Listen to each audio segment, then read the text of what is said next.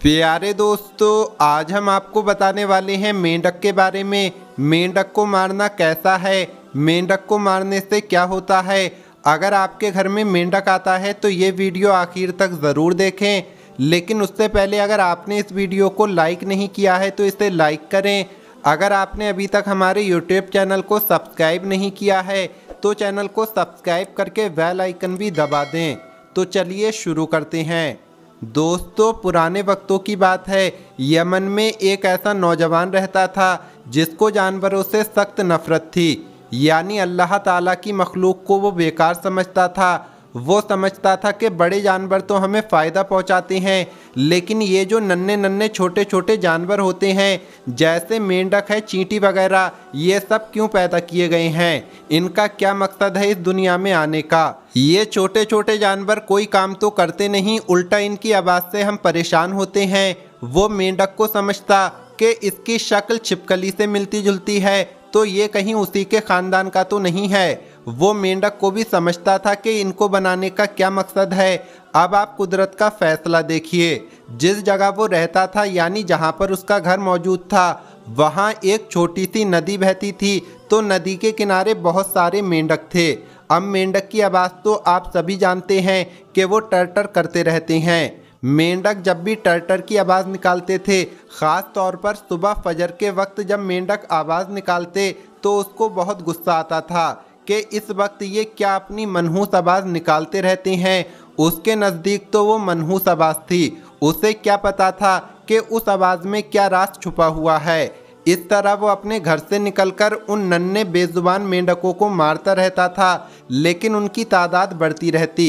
मेंढक बाहर निकलते और उसके घर में उछल उछल कर आ जाते थे, लेकिन उसको तो सख्त नफरत थी। वो तो मेंढकों को बस मारना चाहता था। एक दिन उसने एक तरीका सोचा और पूरे उस इलाके में जहां मेंढक रहते थे, जो घास वगैरह थी, वहां उसने आग लगा दी। और जो मेंढक थे वो वहीं खामोशी की नींद सोते चले गए, यानी मर गए। अब वो नौजवान बहुत खुश था कि मैं कामयाब हो गया, अब मुझे इनकी आवाज़ें परेशान नहीं करेंगी। रोज़ इनकी आवाज़ सुन सुनकर मेरे कान पक चुके थे। अब जो वो सोया तो सुबह फजर के वक्त उसको ख्वाब में एक मेंढक नज़र आया। ऐसा लग रहा था वो मेंढक रो रो कर उससे कह रहा है कि तुमने हमें क्यों मारा, बिला वजह हमें जला दिया। हम तो तुम्हें तंग भी नहीं करते थे, हम तो अपना काम करते थे।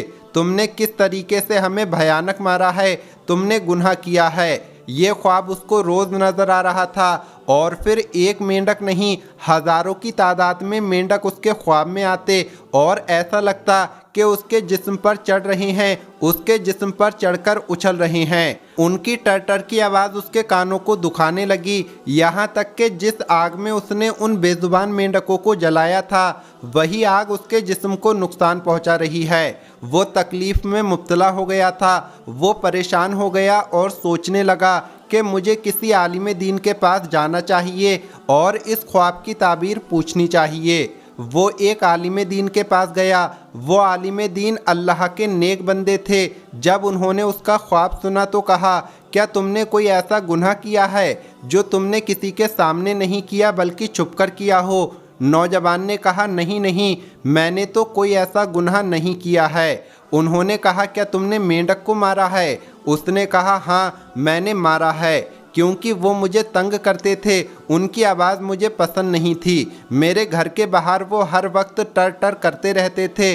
सुबह फजर के वक्त तो मेरा जीना हराम कर दिया था। इसी वजह से तंग आकर मैंने उन सबको मार डाला। क्या मैंने कोई गुनाह कर दिया? वो बुजुर्ग कहने लगे, तुमने छोटा मोटा नहीं बल्कि बहुत बड़ा गुनाह किया है। जिस मखलूक को तुमने मारा है, तुम जानते हो वो अल्लाह ताला की नन्ही सी मखलूक अल्लाह की तस्बीह बयान करती है। और हमारे प्यारे नबी सल्लल्लाहु ताला अलैहि वसल्लम ने हदीस मुबारका में मेंढक को मारने से मना किया है। यहाँ तक कि कोई हकीम या डॉक्टर अपनी दवा मेंढक को मारकर बनाना चाहे ताकि इंसानों को फ़ायदा हो, उसके लिए भी हुजूर सल्लल्लाहु ताला अलैहि वसल्लम ने मना किया है। और मैं तुम्हें एक वाक़या सुनाता हूँ। फिर आलिम दीन ने नौजवान को हज़रत दाऊद अलैहिस्सलाम और एक मेंढक का वाक़या सुनाया। जो मेंढक 70 साल से मुतवादिर यानी लगातार एक ही हालत में अल्लाह ताला का जिक्र कर रहा था اور اس عرصے میں کبھی بھی اللہ کی یاد سے غافل نہیں ہوا۔ اس کے بعد حضرت داؤد علیہ السلام نے مینڈک سے اور بھی بات کی اور مینڈک نے بتایا کہ کس طرح سے وہ اللہ کا ذکر کر رہا ہے۔ اس کے بعد وہ عالم دین نوجوان سے کہنے لگے، سوچو ہر زبان میں اللہ کا ذکر ہوتا ہے، جس ٹر سے تم نفرت کرتے ہو وہ اللہ کی پاکی اور تسبیح بیان کر رہا ہوتا تھا۔ تمہارے پاس جب ان مینڈکوں کی فجر میں آواز آتی تھی تو وہ اللہ تعالیٰ کی وحدانیت کو بیان کر رہے ہوتے ہیں، اور پھر اس سے پوچھنے لگے کیا تم مسلمان ہو؟ تو نوجوان کہنے لگا ہاں الحمدللہ میں مسلمان ہوں، مجھے کافی معلومات ہے اسلام کی۔ بزرگ کہنے لگے اچھا اگر تمہیں معلومات ہے تو کیا تمہیں وہ واقعہ یاد نہیں جب حضرت ابراہیم علیہ السلام کو نمرود نے آگ میں پھینکنے کی کوشش کی تو جس طرح جو دشمن جانور تھے انہوں نے اس آگ میں پھونک ماری، لیکن ایسے بھی جاندار تھے اللہ تعالیٰ کی چھوٹی چھوٹی مخلوق تھیں جنہوں نے وہ آگ تو نہیں بجھائی لیکن اس آگ کو بجھانے میں کوشش کرتے رہے، ان میں یہ مینڈک بھی شامل تھا۔ مینڈک نے ایک نبی کا ساتھ دیا، ان کی محبت اس کے دل میں موجود تھی، تو تمہارے دل میں اس مینڈک کی محبت کیوں موجود نہیں جو اللہ کے نبیوں سے محبت کر رہا ہے؟ تم اس سے نفرت کر رہے ہو۔ تم جانتے ہو تم نے کتنا بڑا گناہ کر دیا ہے۔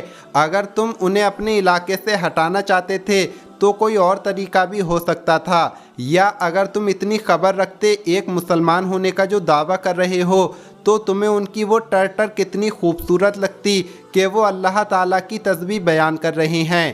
اب میں تمہارے لیے کیا کر سکتا ہوں؟ بس تم توبہ استغفار کرو اپنے گناہ کے لیے، تب کہیں جا کر تمہیں معافی ملے گی۔ وہ نوجوان روتا ہوا وہاں سے چلا گیا کہ میں بہت شرمندہ ہوں، میں نے کیا گناہ کر دیا؟ سچ میں مسلمان اپنے آپ کو کہتا ہوں، مجھے تو خبر ہی نہیں تھی اس بات کی، میں تو سمجھ رہا تھا یہ حقیر سا ایک جانور ہے، یہ حقیر سا ایک کیڑا ہے۔ میری نظر میں تو اس کی آواز بھی بری تھی، میری نظر میں تو اس کا اچھلنا کودنا بھی برا تھا۔ اے اللہ مجھے معاف کر دے۔ وہ نماز میں سجدے میں گر کر معافی مانگتا رہا اور اس کی آنکھ لگ گئی۔ خواب میں اس نے مینڈک کو دیکھا، مینڈک مسکراتے ہوئے کہہ رہا تھا تمہیں معافی مل چکی ہے، لیکن اب تمہیں اس بات کا جب پتہ چل چکا ہے کہ ہم بھی اللہ کی تسبیح بیان کرتے ہیں، ہم بھی 70 سال تک اور اس سے کئی زیادہ سالوں تک اللہ کی تسبیح اور پاکی کو بیان کرتے ہیں، ذکر کرتے ہیں، درود پڑھتے ہیں، تو اب تم ہمیں نقصان مت پہنچانا۔ اب وہ لڑکا ان پر ظلم نہیں کرتا تھا کیونکہ مینڈک پھر سے پیدا ہو گئے تھے۔ وہ اس کے گھر میں آتے، اچھل کود کرتے یا فجر کے وقت اپنی آواز کے ذریعے اس کو جگاتے۔ وہ اٹھ کر نماز پڑھتا اور کہتا کہ سبحان اللہ، اے اللہ تیری پاکی، تیری تسبیح تیری ہر مخلوق بیان کرتی ہے، چاہے زمین کے اندر ہو چاہے وہ زمین سے باہر ہو، سبحان اللہ۔